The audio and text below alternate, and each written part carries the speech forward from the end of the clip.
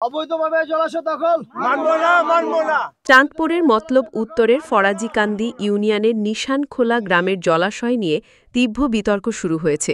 জানা যায় ২০১৬ সালের ১৭ মে জেলা প্রশাসন কর্তৃক কৃষি জমি দেখিয়ে ৯৯ বছরের জন্য ভূমিহীন স্থায়ী বন্দোবস্ত আনেন হায়াত মাহমুদ গংরা।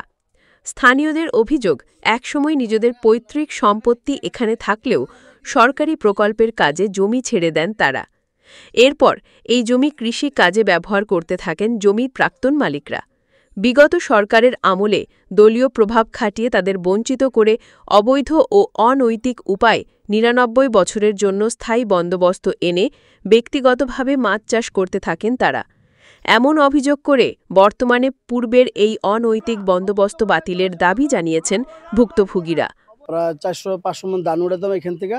বিগত আওয়ামী লীগ সরকার আমলে মায়া সাহেবের প্রভাব দেখায় তারা নানান প্রচলনায় তারা জোরদখল করে খাইছে। এখনো আমাদের বাপদাদার সম্পত্তি থেকে আমাদেরকে বঞ্চিত করতেছে। এখনো আইনের প্রক্রিয়া দেখায় বিভিন্ন আইনের ফক্কর দিয়া আমাদের বঞ্চিত করতে চাইতেছে। তো মায়া সাহেবের ইয়া করার পরই দিলুমিলকে এরা দল করতে আওয়ামী লীগ এরপর তুই আমাকে বঞ্চিত করছে। এর নাইলে আগে আমি খাইতাম না, এরা জোর করে খাইছে। নাম দেবো কেন? মারধর করছে বেড়ে মারধর অনেক কিছু এই জায়গাগুলো মারধর হয়েছে। আমরা নিজেরা চাষ করে কামু কইছি, এরা জোরে এটা এই বছর করে খাইছে। অনেক উল্টা আরো মামলা নিজেরা নিজে বউর নামে নিজের নামে সম্পত্তি লেখা লয়ে গেছে। জমিনটির থেকে আমরা চাষাবাস করে ৪-৫০০ মন যারা জমিনওয়ালা আসলো এরা এই জমিনওয়ালার থেকে ধান উঠাইতো, ধান উঠে খাইতো। খাওয়ার পরে এবারে বর্ষার সিজন আইলে গরিব বাঙ্গাল যারা ছিল হেরা দুয়া মাছ টাছ দুরা খাইতো। খাওয়ার পরে আমরা কস্তুরি ফেনা মেনা হয়ে থাকতো, যাকে গরু বাছুর আসলো হেরা দুয়া কস্তুরি মস্তুরি নিয়ে খাইটা খাইতো।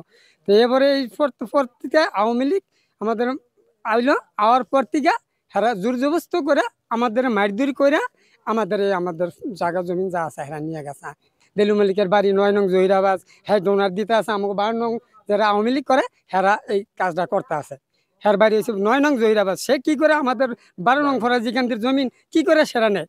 কেন হ্যার কোনো আধিপত্য আছে না? হ্যার বাপ দাদা গেলে সম্পত্তি হ্যার বউর নামে নেয়, হ্যার নামে নেয়, ডিসি গিয়ার বাবার গেলা। এদিকে হায়াত আলী গংরা এই অভিযোগ অস্বীকার করে তাদের দালিলিক স্বীকৃতির কথা ব্যাখ্যা করেছেন।